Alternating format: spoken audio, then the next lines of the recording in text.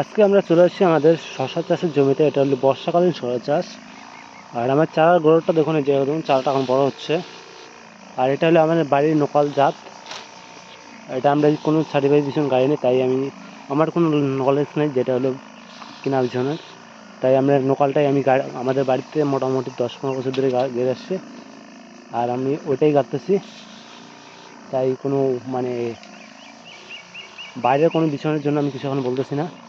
আর শুধু আপনাদেরকে আমি ট্রিটমেন্টটা বলে দিতে পারি।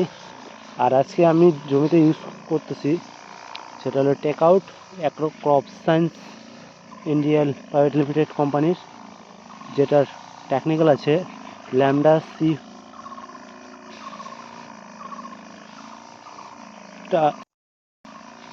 আর তার সাথে আমরা ইউজ করতেছি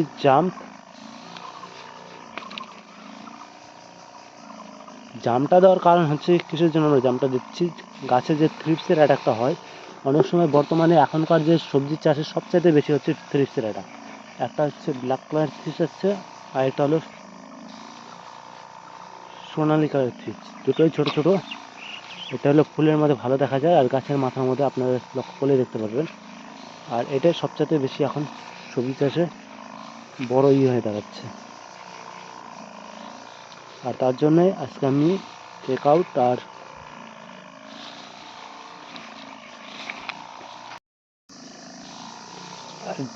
টেক আউট আপনারা ইউজ করলে পরে আপনার যে কোনো সবজি চাষের রেজাল্টটা ভালো পাবেন। কারণ এটা একটা কন্ট্যাক্ট ইনসেকটিসাইড, যেটা হলো পোকামাকড় মারার জন্য সবচেয়ে ভালো কাজ করে।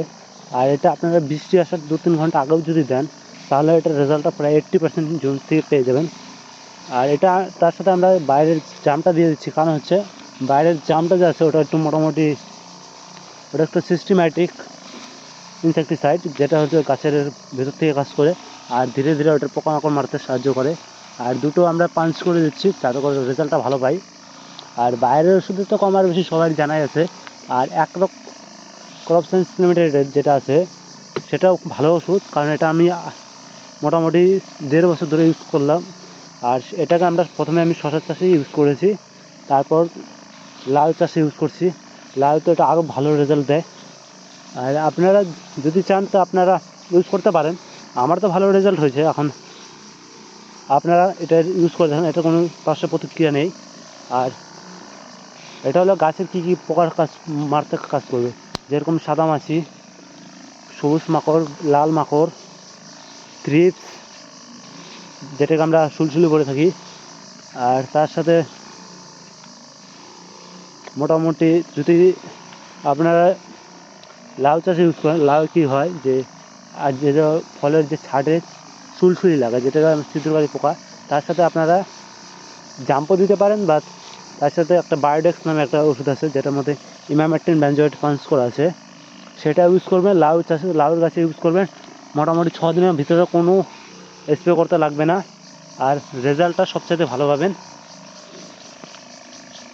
আর লাউ মোটামুটি আপনাদের 300 পিসের মধ্যে মোটামুটি 10 পিসের মতো প্রায় ছাড় বেরোবে, যেটা সুলসুলির কারণে সবচাইতে বেশি হয়।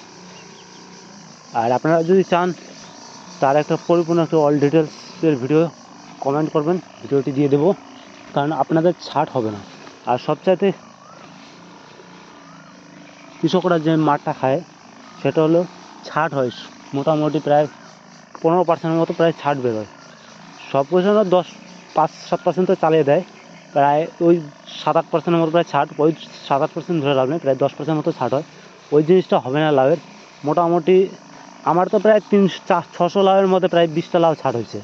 20টা হলে পরেও চলবে, 20টাও হয় না, প্রায় 17-18টার মতো ছাট বেরোছে এবার যে লাউ আমি বিক্রি করেছি। আর তার মধ্যে সেই লাউটা ছিল বর্ষায়, তখন আরও পোকামাকড়ের উৎপাতটা বেশি হয় সুলসুলির, কারণ তখন হচ্ছে বৃষ্টি বাদলটা বেশি হয়। কারণ এখন স্প্রে করবো বিকেলে বৃষ্টি হয়।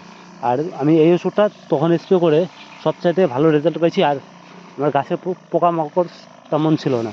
আর তার সাথে আমরা বায়োডেক্সটা পাঞ্চ করে দিচ্ছি, যেটার মধ্যে ইমামেকটিন বেনজয়েড আছে। আর রেজাল্টটা সবচেয়ে ভালো পেয়েছি। আপনারা ইউজ করতে পারেন যদি আপনাদের লাউ চাষে যদি এরকম সুলসুলির অ্যাটাক হয়ে থাকে, ছাট বেশি বেরোচ্ছে তাহলে। আর যদি ভালো থাকে তো ভালোই। আর আপনারা দেখছেন যে আমি মোটামুটি লাউ লাগাইছি, সেটা গাছ প্রায় এখন তো আঁকড়া মতো হয়নি, ছেড়ে দিবে মোটামুটি 5-6 দিনের মধ্যে। আপনারা দেখতে পাবেন যে আমার লাউয়ের ছাট কীরকম হয়। আর আপনাদের যদি ভিডিওটি যদি ভালো লাগে চ্যানেলটিকে সাবস্ক্রাইব করবেন। আর আপনারা হয়তো আমার ভিডিওটা তো পুরোপুরি দেখেছেন, যে যে যে কৃষক ভাইরা দেখবেন যে আমি মোটামুটি যে জঙ্গলের মধ্যে স্প্রে করতেছি, কারণ এই যে জঙ্গলের ভিতরে দেখুন এই যে আমার শশার চারা, এটা হলো বর্ষাকালীন শশার চারা। আর এই জমিটা যে আছে এটা হলো বিমসের জমি ছিল, আর বিমসের জমিতে যেহেতু আমার মাছা করা আছে তার জন্য আমি এটা করতেছি না, কারণ হচ্ছে একটা মাছা বানাইতে প্রচুর টাকা খরচা পড়ে। আর এখন যে কম্পিটিশনের মার্কেট, প্রফিট বানানো খুব চাপ হয়ে যায় ট্রাক, এর জন্য একই জানলার মধ্যে দিয়ে দিচ্ছি, কারণ বাঁশের অনেকটাই দাম হয়ে গেছে আমাদের এখানে, প্রায় একটা খোটার দাম প্রায় 15 টাকা করে, তাহলে খরচাটাও বিঘা প্রতি অনেকটাই দাঁড়িয়ে যাবে। তার জন্য এখন আর মোটামুটি যে মানুষ নিয়ে কাজ করব সেখানেও টাকা দিতে লাগবে, তাই যতটি সেপে করা যায় সেই টেকনিকেই এখন চলতে হচ্ছে। কারণ একটু সবজির দাম হলে পরেই আমাদের সরকার যে আছে দিবে রেট বেঁধে। আর এখন তো আলুর বাজারও কমে গেছে, সরকারের কোনো পাত্তা নাই।